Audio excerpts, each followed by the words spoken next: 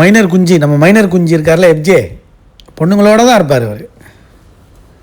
கேட்டால் வந்து பாருவெலாம் ஒரு பொண்ணா கேவலமானவர் தெரியுமா நீலாம் அப்படிலாம் பேசுவார் மைனர் குஞ்சு. ஆனால் இந்த குஞ்சு என்ன பண்ணோம், குஞ்சு தேடிட்டு போயிட்டுருக்கோம். எப்போதும் பொண்ணுங்களோட தான் ஒட்டிக்கிட்டு தான் இருப்பார். பார்த்தீங்களா? நீ ஒரு ஆளையும் பாருங்களேன். ஃபஸ்ட்டு ஆதிரியோட இருந்தான், அப்புறம் பார்த்தீங்கன்னா வியானா, ஒரு ஆள் கூட ஒரு டைமில் இவன் இருப்பான். இதுதான் இவனோட வேலை. இப்போ கூட பாருங்கள் ஒட்டிக்கிட்டு இருக்காங்க. அவளுகளும் விட மாட்டாளுங்க, அவளுக்கு வந்த வரையும் லாபம். ஆனால் இன்னொன்று விஷயங்க, இதில் யாருமே வந்து அவனோட வயசு கீழெல்லாம் யாரும் இருக்க மாட்டாங்க, வயசு அதிகமாக உள்ளவங்க தான் இருப்பாங்க. அது தப்பு இல்லை, அது அவன் பிரச்சனை, அது நம்ம சொல்ல முடியாதுல்ல. நம்ம இன்னொருத்தவங்க லைஃப்பை வந்து நம்ம தலையிட முடியாது. ஆனால் இந்த பரதேசி பைய பாருவையும் கமருதீனையும் நீ வந்து என்னென்ன பேசுனா இவங்க, அதனால தான் நாங்கள் பேசுகிறோம். நீ உத்தமர் குஞ்சாடா, பேசக்கூடாதுல்ல. உத்தமர் குஞ்சு, மைனர் குஞ்சு பேசக்கூடாதுல்லடா. லைக் பண்ணிட்டு வீடியோ பாருங்கள், கண்டிப்பாக சப்ஸ்கிரைப் பண்ணிட்டு வீடியோ பாருங்கள் ஃப்ரெண்ட்ஸ்.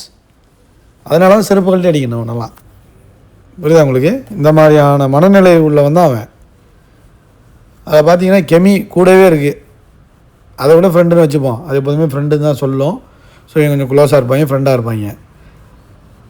அது யார், நிசான்னு ஒன்று இருக்குது, அது ஒரு ஆக்டரு, அந்த காஸ்டியூம் டிசைனராக இருக்குது. அது யார்